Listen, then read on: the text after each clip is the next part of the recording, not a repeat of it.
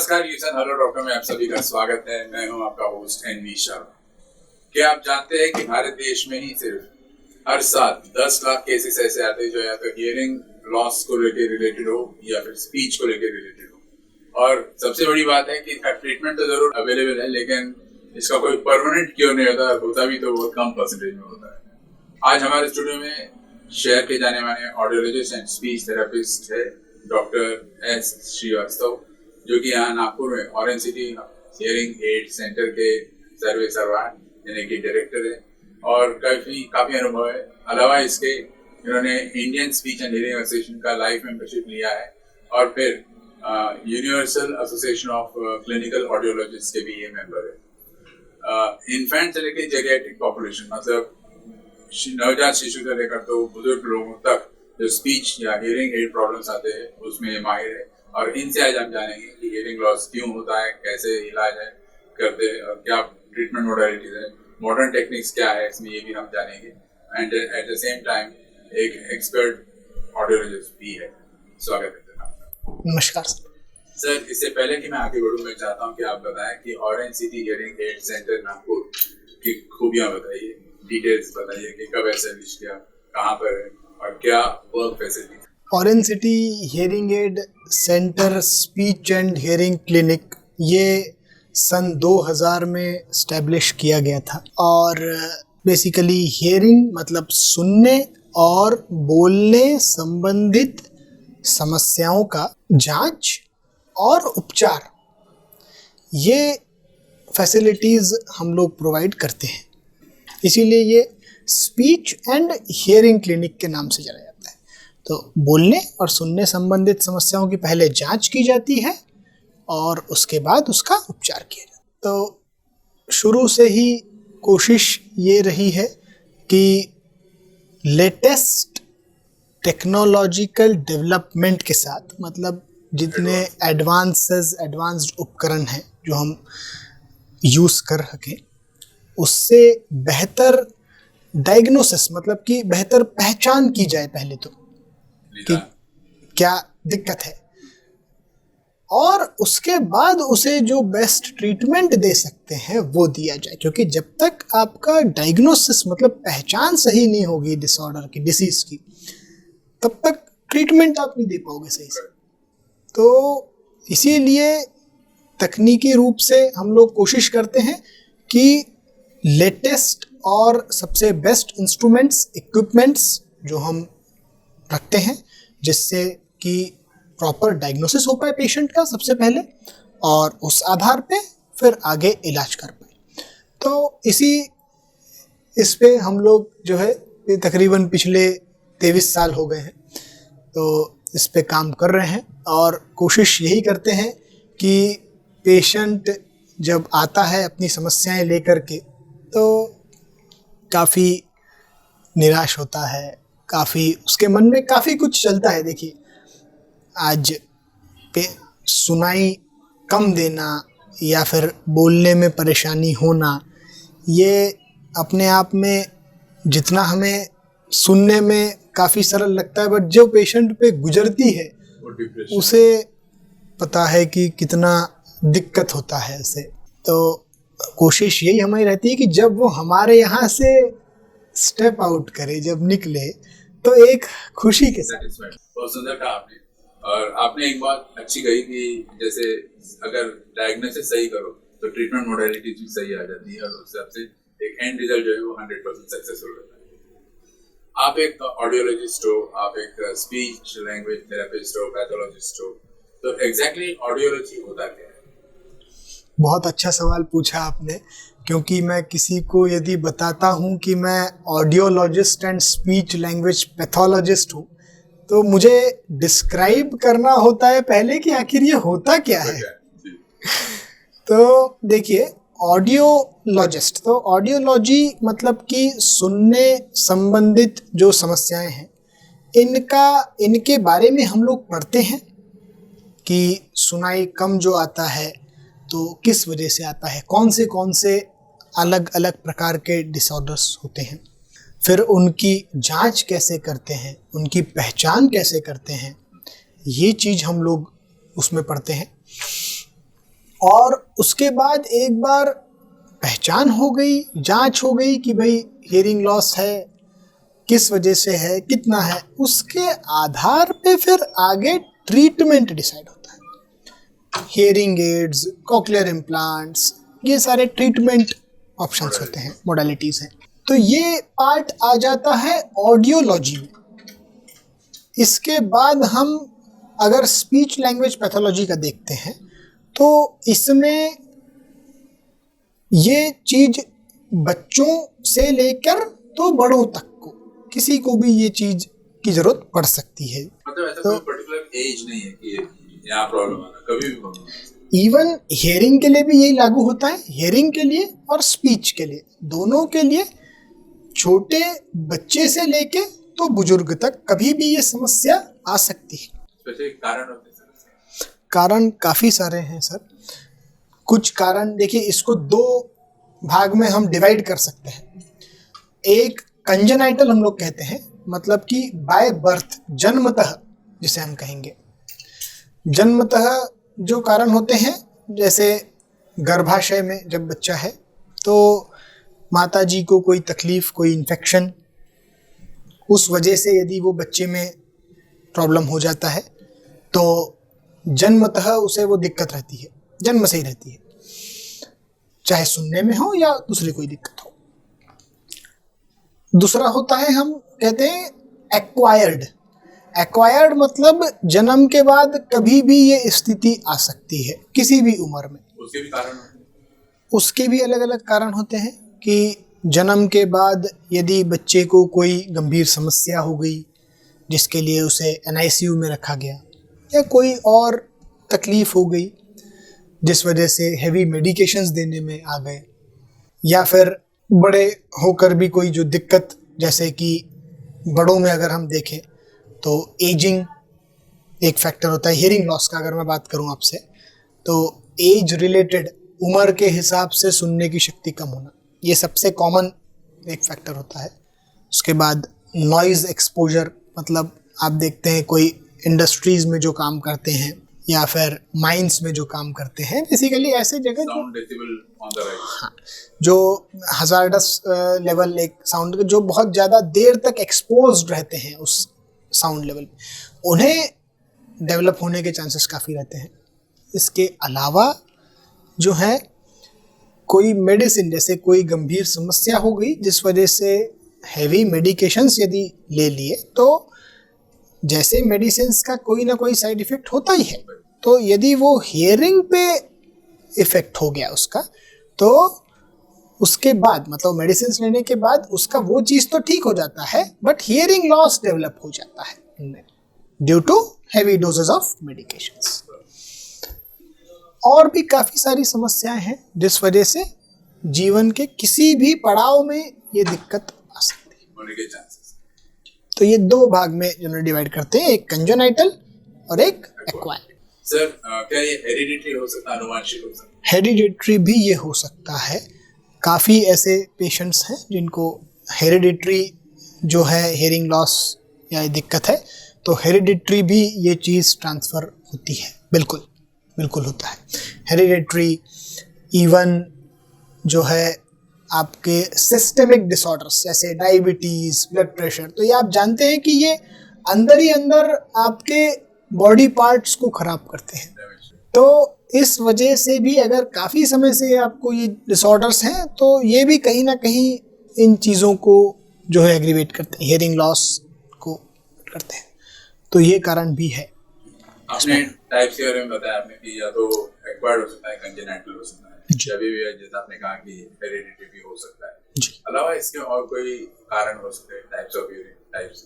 अलावा इसके हम ये भी देखते हैं कि बच्चे का गर्भाशय में यदि डेवलपमेंट पूरी तरीके से नहीं हो पाया है किसी कारणवश, तो हमने देखा है कि जो कान की रचना है वो यदि पूरी नहीं हो पाती है, तो किसी किसी में कान बहुत छोटा होता है, किसी किसी में कान का जो आप कैनाल देख रहे हैं वो कोलैप्स होता है, मतलब बंद होता है। किसी किसी में जो कान का स्ट्रक्चर आप देख रहे हैं ये ही नहीं होता, माल फॉर्म्ड होता है, मतलब जैसा रहना चाहिए उस तरीके से नहीं होता है। तो इन ऐसे भी कारण हैं जिस वजह से हियरिंग लॉस हो सकता है। क्या सिम्टम्स रहते हैं सर? सबसे पहले अगर हम देखें, जो एडल्ट्स की अगर मैं बात करूं, तो सिम्टम्स जो पेशेंट है उससे ज़्यादा जो साथ में रह रहे हैं उन्हें सबसे पहले पता चलता है कि हम आवाज़ लगाते हैं तो सुन नहीं पाते, या फिर हम कुछ कहते हैं तो उन्हें समझ में कुछ और आता है, रिपीट करना पड़ता है, थोड़ा तेज़ आवाज़ में बात करना पड़ता है। साथ ही साथ जब पेशेंट भी हमें ये बताते हैं कि मैं यदि ग्रुप डिस्कशन में बैठा हूँ या यदि मैं बाहर शोर शराबे में जैसे गार्डन में, मार्केट में, यहाँ पे भी हूँ, तो मुझे शब्द समझ में नहीं आते, कुछ शब्द समझ में नहीं आते, क्लियरली सुनाई नहीं आता। ये सबसे पहले सिम्टम्स यही दिखाई देते हैं कि, या फिर मोबाइल पे सुनने में कठिनाई होना, टीवी का आवाज़ जो बाकी लोग देखते हैं मेरे साथ उनका नॉर्मल रहता है बट मुझे थोड़ा बढ़ाना पड़ता है। ये कॉमन सिम्टम्स हैं जो हम पेशेंट से सुनते हैं। जैसे आमतौर पे सर अगर एक पर्टिकुलर उम्र हो गई, आजकल हार्ट को लेकर जो प्रॉब्लम्स आते हैं 40 प्लस से स्टार्ट हो जाते हैं, तो वैसे यहाँ पर भी कुछ ऐसा प्रॉब्लम्स है कि एक पर्टिकुलर एज के बाद वो ईयर या हियरिंग पावर जो है वो कम होती है? तो अगर एज की बात करें तो 60 प्लस के बाद ये काफ़ी हाई चांसेस हैं हियरिंग लॉस डेवलप होने के। तो 60 इयर्स प्लस के बाद हमने, जैसे हम देखिए बाकी बॉडी के अंगों का जांच करते हैं, अपन ब्लड टेस्ट करते हैं, है ना, हम फुल बॉडी चेकअप करवाते हैं। तो मेरा ये मानना है कि 60 प्लस के बाद हमें हियरिंग टेस्ट, जो अक्सर नहीं लोग करवाते या ध्यान नहीं देते उस तरफ, जब समस्या बढ़ जाती है, समस्या जब एकदम दिखने लगती है या तकलीफ़ ज़्यादा होने लगती है, तब वो आते हैं हमारे पास। तो यदि ये चीज़ पहले ही हम जैसे फुल बॉडी टेस्ट करवाते हैं, यदि हियरिंग का भी करा लिया जाए, तो देखिए जितना जल्दी पता उस चीज़ का चलेगा उतना बेहतर रोक सकेंगे, या मान लीजिए कि उसके बढ़ने की स्पीड कम कर सकेंगे। क्योंकि अगर हम मशीन लगाएंगे तो बहरापन जो है वो तेज़ी से नहीं बढ़ेगा, हियरिंग लॉस तेज़ी से नहीं बढ़ेगा, क्योंकि आपको सुनने के लिए जोर नहीं देना पड़ेगा और आपको फ़ायदा भी उतना बेहतर होगा। कोई भी बीमारी है यदि आप पकड़ लो और इलाज कर लो तो उसका फ़ायदा अच्छा होता है। यदि आप जितना लेट करते जाओगे तो उतनी दिक्कतें बढ़ती जाती हैं। तो इसीलिए मैं ये चाहूँगा कि लोगों ने हियरिंग के प्रति जागरूक होकर हियरिंग टेस्ट करवाना चाहिए। जैसे आप फुल बॉडी करवाते हैं तो हियरिंग टेस्ट भी बहुत आवश्यक है। जैसे आपने कहा prevention is better than cure, क्योंकि इसका क्योर है ही नहीं, वैसे रिड्यूस कर सकते हैं, कंट्रोल कर सकते हैं इसको। आपने डायग्नोसिस की बात की सर, तो डायग्नोसिस में एक तो था कन्वेंशनल मेथड्स, एक फोर्क एक या बांधे उसको जर्क देने का, वाइब्रेशन सुन रहे, पर एक ओल्ड टेस्ट था, तो आजकल एडवांस्ड टेस्ट आए, मेडिकल टेस्ट, तो tell us something about it. अभी आजकल काफ़ी सारे टेस्ट्स, और वो भी हर उम्र के लिए, जन्मजात बच्चे से लेकर तो बुजुर्गों तक के लिए, सबके लिए अलग अलग टेस्ट्स हैं। इतना साइंस एडवांस हो गया है, आप देख ही रहे कि हर फील्ड में, ऐसा नहीं कि हियरिंग में, हर फील्ड में ही साइंस ने तरक्की करी है, टेक्नोलॉजी ने तरक्की करी है। वैसे ही हियरिंग में हियरिंग टेस्ट्स जो हम लोग करते हैं अलग अलग इक्विपमेंट्स से, उसमें भी काफ़ी एडवांसमेंट हो गया है। जैसे कि बच्चे के जन्म के 2 दिन के बाद हम एक जांच करते हैं जिसे हम कहते हैं OAE, auto acoustic emission test. ये टेस्ट होती है हियरिंग स्क्रीनिंग, मतलब सुनने में कोई परेशानी है या नहीं, इतना पता लगाया जा सकता है। 2 दिन के बच्चे के जन्म के 2 दिन के बाद ये टेस्ट करते हैं हम लोग। तो उस समय हमें ये टेस्ट से पता लग जाता है कि क्या बच्चे को सुनने में कोई परेशानी है या नहीं। yes. तो ये इसीलिए क्योंकि बच्चा तो खुद बताएगा नहीं, जो पेरेंट्स हैं उन्हें भी एकाएक ये चीज़ समझ में नहीं आएगी। जब बच्चा बड़ा हो जाता है, 1 साल का, 1.5 साल का, 2 साल का, और जब वो बोलता नहीं है तब भी आप देखते हैं, आजकल हम लोग देखते हैं कि घरों में कहते हैं कि थोड़ा सा लेट बोलता है, आपके पिताजी भी लेट बोले थे तो ये भी लेट बोलेगा, रुक जाओ। ऐसे कर करके कहीं ना कहीं 2-3 साल के बाद ही डिले कर देते हैं लोग, उसके बाद ही आते हैं। तो तब जब हम जांच करते हैं तो पता चलता है कि जब बच्चे ने जन्म से सुना ही नहीं तो बोलेगा कैसे। तो उसके बाद ट्रीटमेंट करने से उतना बच्चे का जो समय है वो तो वेस्ट हो गया। और 0 to 3 years, जन्म से लेके 3 साल तक के जो बच्चे का समय होता है, इसको हम कहते हैं क्रिटिकल पीरियड ऑफ डेवलपमेंट। इसमें ब्रेन तो हमारा वैसे देखा जाए तो आजीवन हम लोग उसे मोल्ड कर सकते हैं, डेवलप करते हैं, हम लोग उसे सीखते हैं। पर ये जो क्रिटिकल पीरियड होता है इसमें बहुत जल्दी फास्ट डेवलपमेंट होता है। तो यदि ये पीरियड में उसका सही से जांच करके इलाज हो जाए तो वो बच्चा भी नॉर्मल बाकी बच्चों के तरह डेवलप हो सकता है। इसीलिए ये टेस्ट जो है OAE, ऑटो एकॉस्टिक इमिशन, ये मैं खुद काफ़ी हॉस्पिटल्स में, नर्सिंग होम्स में जा कर के काफ़ी जगह मैंने ये स्टार्ट किया है, जिससे हम उसे जन्म के बाद ही डिटेक्ट कर पाएँ और हियरिंग लॉस यदि पता चलता है तो जल्द से जल्द उसका इलाज कर पाएँ। तो एक ये टेस्ट है। उसके बाद फिर अगर बच्चा 1-2 साल का है, 3 साल का है, तो बेरा एक जांच हम लोग करते हैं। बेरा जांच जो है उसका फुल फॉर्म यदि मैं बताऊं तो brain stem evoked response audiometry. तो इसमें क्योंकि 2-3-4 साल का बच्चा बता नहीं सकता हमें बोल करके कि सुनाई आ रहा है या नहीं आ रहा है, तो ये जांच, बेरा जांच के माध्यम से हम लोगों को पता चल जाता है कि बच्चे में सुनने में कोई कठिनाई है तो कितनी है, किस अमाउंट में है, ये चीज़ पता लग जाता है, और कान का कौन सा हिस्सा इन्वॉल्व है जिस वजह से सुनने में कठिनाई है, ये पता लग जाता है। तो बेरा ये एक डायग्नोस्टिक टेस्ट है, डायग्नोस्टिक डिटेल टेस्ट है, जो कि हम 6 महीने, जब बच्चा 6 महीने का हो जाता है उसके बाद ये किया जा सकता है। जी, ट्रीटमेंट की बात कर रहे थे आपसे, कई सारे हियरिंग एड्स वगैरह आ गए। पहले कन्वेंशनल टाइप की बात करें तो इट वाज विजिबल, जरा नॉट सो एस्थेटिक दिख रहा था, लेकिन आजकल तो माइक्रो लेवल के जो है स्पीकर्स वगैरह आ गए, उसके बारे में भी बताइए। हियरिंग एड्स अगर आपने अभी भी देखा है तो हियरिंग एड्स का नाम लेते ही लोगों को आ जाता है एक दिमाग में पिक्चर, वो डब्बी और वायर वाला यंत्र। साइकोलॉजी वो डेवलप, मतलब लोगों को अवेयरनेस नहीं है, पता नहीं है कि कितना एडवांसमेंट हो चुका है। तो अब वो जो पहले बात थी वो बात अब स्थिति नहीं है। हियरिंग एड काफ़ी डेवलप हुए हैं, टेक्नोलॉजी काफ़ी डेवलप हुई है। हियरिंग एड के जो टाइप्स हैं, तो जैसे कान के पीछे वाला यंत्र, जैसे हम कहते हैं behind the year, behind the year जो हियरिंग एड होता है वो हियरिंग एड कान के पीछे रहता है और एक मोल्ड कानों के अंदर डाला जाता है, तो उसे हम कहते हैं BTE टाइप, मतलब behind the year type. Visible नहीं रहता, विजिबल BTE हल्का रहता है, हल्का सा विजिबल रहता है।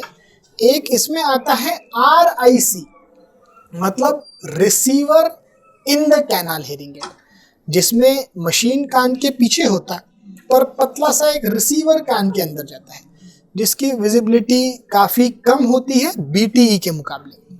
उसके बाद आ जाते हैं कान के अंदर वाले यंत्र, तो इसमें एक होता है ITC, मतलब in the canal hearing aid, जो कानों का नाप ले करके बनाया जाता है, क्योंकि हर एक के कानों का नाप अलग अलग है, तो वो आपके कानों के नाप ले करके फिर बनाए जाते हैं। और एक होता है CIC, मतलब कंप्लीटली इन द कैनाल, मतलब वो कानों के एकदम अंदर रहता है, छोटा सा रहता है, तो CIC जो होता है completely in the canal hearing aid वो दिखाई नहीं पड़ता है। तो ये सारे प्रकार। कॉस्ट वाइज भी जरा कम ज्यादा होता है, डिपेंड्स। देखिए कॉस्ट वाइज हम देखें तो प्रकार महत्व नहीं करता, टाइप कोई भी हो, कीमत एक जैसी होती है। चाहे कान के पीछे वाला यंत्र लें, चाहे कान के अंदर वाला यंत्र लें, चाहे कान के और अंदर वाला यंत्र लें, तो कीमत एक जैसी होती है। कॉस्ट जो वेरी करता है कि आज बेसिक हियरिंग एड से हाई एंड तक हियरिंग एड्स अलग अलग आते हैं, तो कॉस्ट जो वेरी करता है वो उसके प्रोसेसर, हियरिंग एड के अंदर होता है प्रोसेसर। प्रोसेसर का काम क्या होता है कि वो जो बैकग्राउंड एनवायरमेंटल नॉइज है उनको डिटेक्ट करता है और रिड्यूस करता है, सप्रेस करता है। और जो स्पीच है, जो हम बातचीत कर रहे हैं, जो स्पीच है, उस चीज को वो बढ़ा करके आप तक पहुंचाता है। तो जितना अच्छा हियरिंग एड रहेगा उतना उसका प्रोसेसर फास्ट रहेगा, उतना फास्ट वो नॉइजेस को डिटेक्ट करके कम कर लेगा और स्पीच को उतना जल्दी एनहांस करेगा। सिंपल शब्दों में मैं यदि बोलूं तो उतनी आवाज की स्पष्टता बढ़ती जाएगी जो पेशेंट तक पहुंचना है, कॉस्ट के हिसाब से। और फीचर्स में यदि हम देखें तो सेल पे भी हियरिंग एड ऑपरेट होते हैं, मतलब सेल पे भी चलते हैं, और रिचार्जेबल हियरिंग एड्स भी आते हैं आजकल, जिसमें हमें सेल बार बार बदलने की जरूरत नहीं होती। जैसे हम मोबाइल को जिस तरह चार्ज करते हैं वैसे ही हियरिंग एड्स को चार्ज एंड यूज, ये तकनीक है। इसी के साथ साथ मोबाइल से भी डायरेक्ट कनेक्टिविटी आजकल हो जाती है ब्लूटूथ से। तो जैसे ब्लूटूथ आप देखते हैं कि बाकी डिवाइसेस में भी हेडफोन्स इसमें रहता है, वैसे ही हियरिंग एड्स में भी आजकल ब्लूटूथ आ गया है, जिससे आपका मोबाइल या कोई भी ब्लूटूथ डिवाइस कनेक्ट हो जाएगा। तो मशीन अगर अंदर भी हो तो मोबाइल के जरिए बात कर सकते हैं, ब्लूटूथ के जरिए बात कर सकते हैं आसानी से। तो ये सारे तकनीक है। Even water proof hearing aid जो है अब इलेक्ट्रॉनिक सामान है, तो हमें पानी से बचाना है। तो ये एक समस्या थी कि यदि बारिश में मैं जा रहा हूँ, टू व्हीलर पे जा रहा हूँ, या पसीना मुझे आते ही है, सबको ही आता है पसीना, तो पसीने से मशीन ख़राब होता है, या पानी लग गया, ज़्यादा भीग गया तो ख़राब हो जाएगा। तो रिसर्च करके ये भी तकनीक इजाद हो गई है कि वाटर प्रूफ हियरिंग एड। तो चाहे आप स्विमिंग करें, चाहे आप बारिश में भीगें, चाहे आप शावर लें, इससे भी मशीन को कोई फर्क नहीं पड़ता। ये टेक्नोलॉजी है। इम्पोर्टेंट क्वेश्चन इसके साथ यहाँ भी आता है कि जैसे एक पर्टिकुलर ईयर में सुनाई नहीं दे रहा तो एक मशीन लगा ली, क्या दूसरे कान को भी वो मशीन लगाना पड़ता है या फिर बाद में एक से काम चल जाए? जो आपने ये कहा, ये प्रश्न लगभग आने वाले सब पेशेंट हमसे करते हैं कि यदि एक मशीन हम लेते हैं तो क्या काम चल जाएगा। तो देखिए, भगवान ने हमें 2 आंखें दी हैं, 2 हाथ दिए हैं, 2 कान दिए हैं, 2 पैर दिए हैं, तो कुछ सोच समझ के ही 2 दिए गए हैं। तो यदि दिक्कत दोनों अंगों में है, जैसे दोनों आँखों में या दोनों हाथों में या दोनों कानों में, तो इलाज भी दोनों का ही होना चाहिए। यदि दोनों का इलाज होगा तभी जैसे आप और मैं सुन पा रहे हैं, काम कर पा रहे हैं, उस तरीके से वो व्यक्ति भी काम कर पाएगा। यदि इलाज आधा होगा, यदि मैंने दोनों कानों में दिक्कत है पर एक ही कान का मशीन लगाया है, तो आपका काम भी अधूरा ही रहेगा। वो पेशेंट कभी भी सेटिस्फाइड नहीं रह सकता, क्योंकि साइंटिफिक रीज़न है। एक कान हमारा 180 डिग्री कवर करता है, दूसरा कान 180 डिग्री कवर करता है, तब जाके 360 डिग्री होता है। ऐसे तो आधा ट्रीट करते हो ठीक में। तो यदि चश्मा आपने लगाया है तो चश्मा हमने एक आंखों में तो नहीं लगाया, दोनों ही आंखों में लगाया है, क्योंकि दोनों में दिक्कत है। हाँ, दोनों का नंबर अलग अलग हो सकता है, दोनों कानों का भी हियरिंग लॉस अलग अलग हो सकता है, पर डेसिबल लेवल्स अलग हो सकते हैं।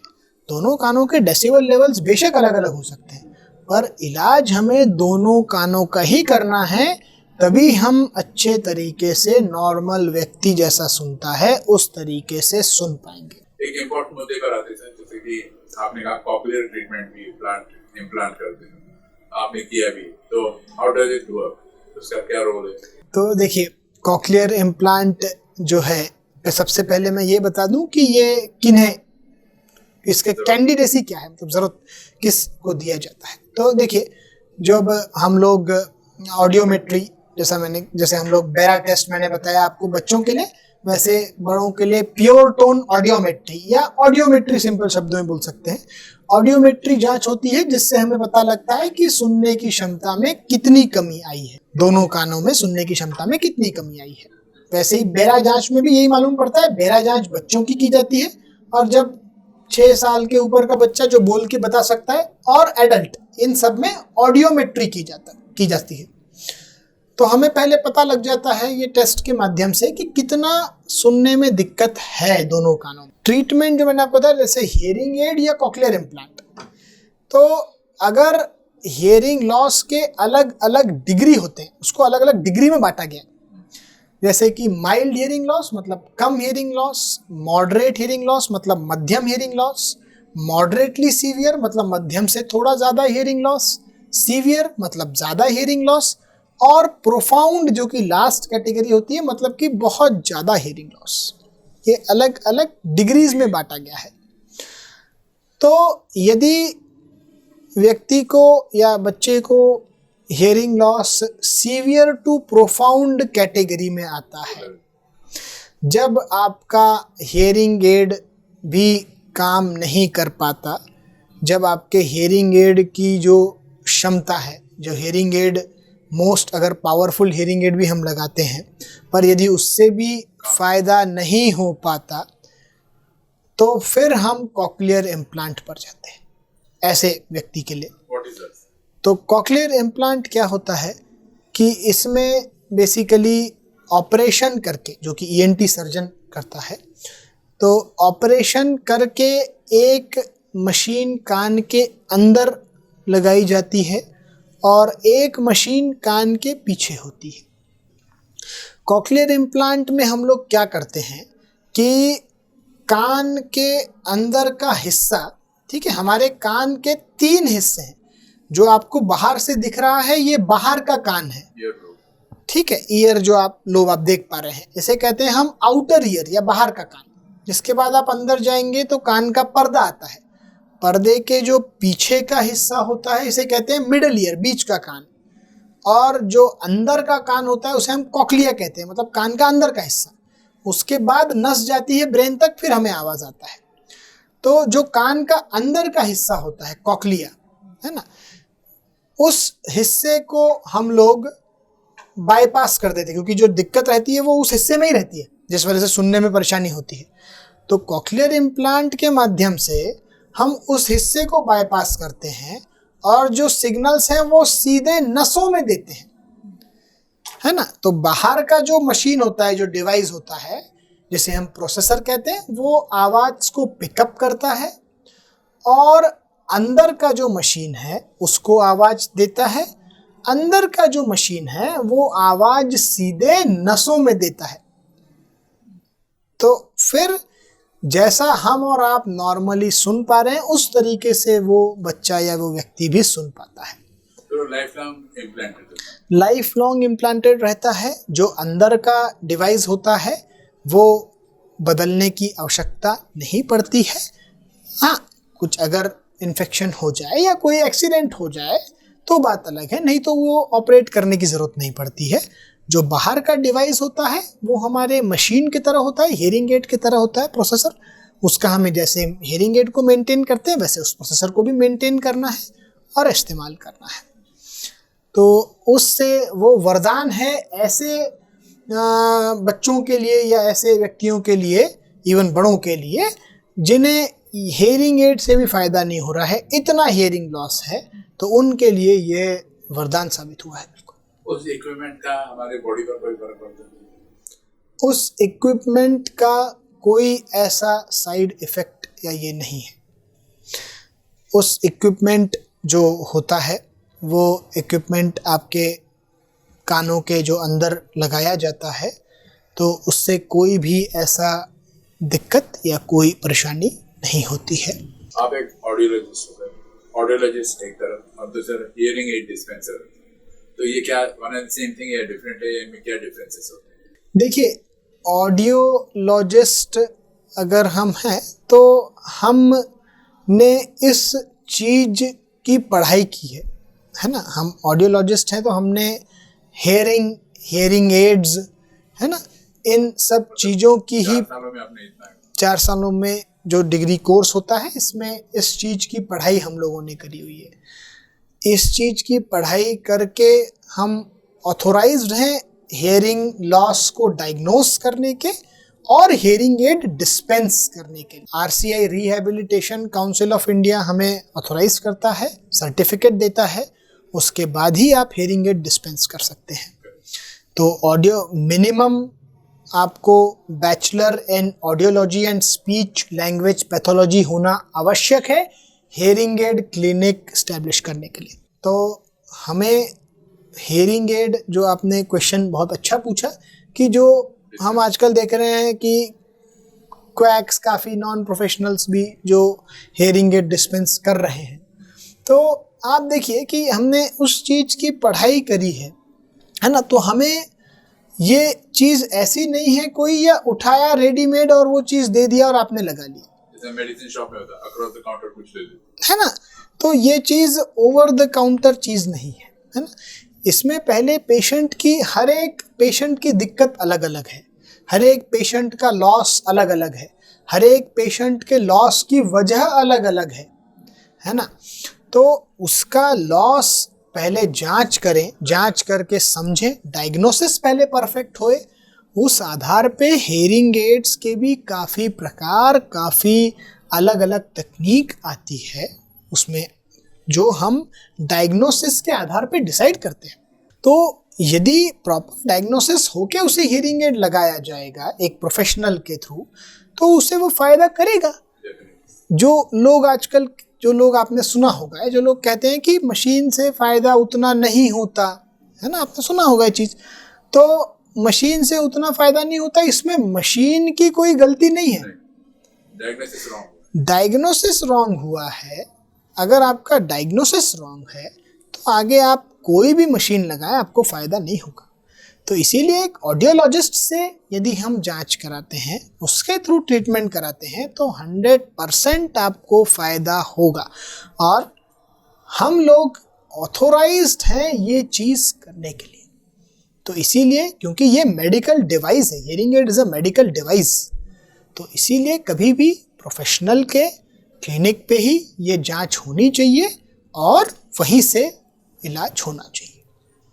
We are running out of time, sir, so मैं एक क्वेश्चन, इंपॉर्टेंट क्वेश्चन पूछना चाहता हूँ फिर भी कि आप एक स्पीच पैथोलॉजिस्ट भी हो, लैंग्वेज पैथोलॉजिस्ट हो, तो what is the main problem, speech problems किस वजह से आते हैं और उसके लिए समाधान क्या है? तो स्पीच प्रॉब्लम्स, जैसा मैंने आपको बताया कि एक तो एक्वायर्ड, मतलब किसी भी जीवन के किसी भी समय में ये परेशानी हो सकती है। तो इसमें काफ़ी अलग अलग प्रॉब्लम होती है, जैसे कि तुतलाना, आपने देखा होगा, अस्पष्ट बोलना जिसे हम मिस आर्टिकुलेशन कहते हैं, हकलाने को हम स्टैमरिंग कहते हैं, स्टटरिंग जिसे हम कहते हैं। तो स्टटरिंग मतलब अटक अटक कर बोलना, तुतलाना मतलब कि अस्पष्ट बोलना। उसके बाद हम देखते हैं कि वॉइस, मतलब जो वॉइस यूज़र जैसे सिंगर्स, टीचर्स या जो प्रोफेशनल वॉइस डबिंग आर्टिस्ट, जो प्रोफेशनल वॉइस यूज़र्स रहते हैं, उन्हें आवाज़ में कोई परेशानी, जैसे आवाज़ में खराश होना या कोई दिक्कत जो ड्यू टू लैरिंग्स में कोई प्रॉब्लम, वोकल कॉर्ड्स में प्रॉब्लम होने के वजह से वॉइस प्रॉब्लम आती है, तो उन्हें भी वॉइस थेरेपी, है ना। वैसे ही निगलने में, मतलब स्ट्रोक आया है तो निगलने में, गिटकने में दिक्कत होना या बोलने में दिक्कत होना, लड़खड़ा के बोलना स्ट्रोक के बाद, है ना। या फिर बच्चे, आपने देखा होगा कि 2-3 साल के हो गए पर नहीं बोल पा रहे हैं, तो क्योंकि किसी किसी को स्वमग्नता मतलब ऑटिज़म का प्रॉब्लम होता है, किसी किसी को ADHD होता है, ऐसे अलग अलग काफ़ी लैंग्वेज डिसऑर्डर्स हैं जिसे हम कहते हैं। तो इस चीज़ को पहले पहचान करना इनकी, और उसके बाद चाहे हकलाना हो, चाहे तुतलाना हो, चाहे वॉइस का प्रॉब्लम हो, चाहे निगलने का हो, या न्यूरो स्ट्रोक के बाद जो प्रॉब्लम आती है, इन सब का स्पीच थेरेपी के माध्यम से हम लोग इलाज करते हैं। स्पीच थेरेपी में कुछ टेक्निक्स होती है जो हम पेशेंट को सिखाते हैं और उस माध्यम से हम लोग ऐसे व्यक्ति का इलाज करते हैं। तो ये ट्रीटमेंट से कितना फर्क पड़ जाता है? मतलब यदि इस टोटली, लेकिन कुछ तो फायदा होता है? नहीं, फायदा काफ़ी होता है, बहुत फायदा होता है, बशर्त है कि ये जो चीज़ें हम बता रहे हैं, जो चीज़ें हम कर रहे हैं थेरेपी में, ये चीज़ घर पे अच्छे तरीके से की जाए। पेशेंट ने खुद ने ये करना है, क्योंकि हम लोग बता सकते हैं, करा सकते हैं, बट आगे करना तो फॉलो उसे है पेशेंट को। तो यदि अच्छे तरीके से, जिस तरीके से हम बता रहे हैं, वो थेरेपी प्रैक्टिस करे घर पे और फॉलोअप्स प्रॉपर रहें, वो हमारे पास आए, तो बिल्कुल इस स्पीच थेरेपी का फ़ायदा होता है। चाहे कोई भी केस हो, चाहे हकलाना हो, तुतलाना हो, बस सही पहचान, जल्द से जल्द उसकी पहचान और जल्द से जल्द उसका यदि इलाज सही तरीके से थेरेपी हो, पेशेंट करे, तो बिल्कुल फ़ायदा होता है। हमारे पास स्टैंडिंग एग्जांपल्स हैं। हमारे पास बोमन ईरानी जो स्पीच डिफेक्ट था उनको, लेकिन बाय आपने जैसे कहा प्रैक्टिस करते केम बैक टू नॉर्मल। बिल्कुल उसी प्रकार ये तारे जमीन पर लेथेलिक का प्रॉब्लम बताया था पेशेंट। जी, वो भी एक एग्जांपल है। जी, ऐसे काफ़ी एग्जांपल्स हैं जो हमने, जो मूवी के माध्यम से भी काफ़ी दिखाए गए हैं, मैसेज कन्वे किए गए हैं। तो बिल्कुल यदि इसका सही तरीके से ट्रीटमेंट हो तो बिल्कुल इलाज इसका फ़ायदा होता है। टेक होम मैसेज करेंगे सर आप, we are running out of time. Take home message मेरा यही रहेगा कि सुनने की समस्या या बोलने की समस्या हो तो इसे नज़रअंदाज ना किया जाए। जैसे हमारे बॉडी के बाकी अंग भी इम्पॉर्टेंट है, वैसे ही हियरिंग, सुनना, ये भी एक काफ़ी इम्पॉर्टेंट अंग है, तो इसे भी ध्यान दिया जाए। और जल्द से जल्द अगर कोई ऐसी सुनने की समस्या लगती है तो ऑडियोलॉजिस्ट को कंसल्ट किया जाए और आगे उसका ट्रीटमेंट उस तरीके से लिया जाए। तो जैसा prevention is better than cure, जितना जल्दी early diagnosis will lead to a good treatment. Thank you very much sir. आपने बहुत सिंपल लेकिन अट्रैक्टिव वे में समझा कि common man's point of view से पर्सपेक्टिव पूरा समझा। Thank you once again. बहुत धन्यवाद आपका और यूसीएन चैनल का, सभी का, जिन्होंने जो है एक हमें इनवाइट किया और एक हम मैसेज, अच्छा अवेयरनेस मैसेज लोगों तक स्प्रेड कर सकें, ये एक इनिशिएटिव लिया। तो इसके लिए मैं आप सभी का बहुत बहुत धन्यवाद करना चाहता हूँ।